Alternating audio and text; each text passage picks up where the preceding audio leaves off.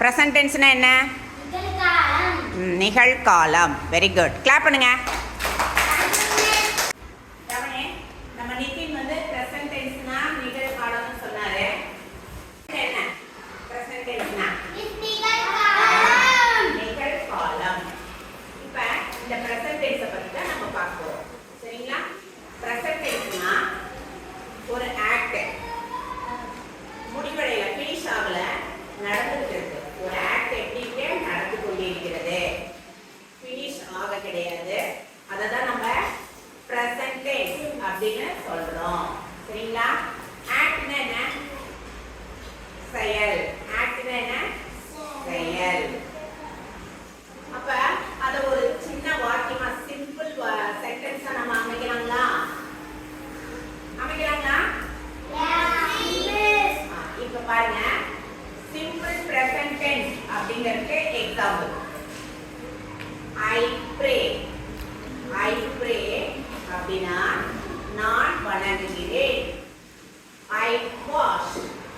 ஐ wash அப்படின்னா என்ன? நான் கழுவுகிறேன். நான் கழுவுகிறேன். ஐ வாஷ் அப்படின்னா என்ன? குளிக்கிறேன். நான் குளிக்கிறேன். I wash. ஓகே.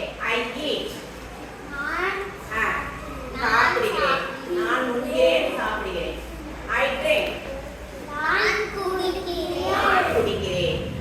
நான் முடிக்கிறேன். குடிக்கிறேன், குடிக்கிறேன். I walk.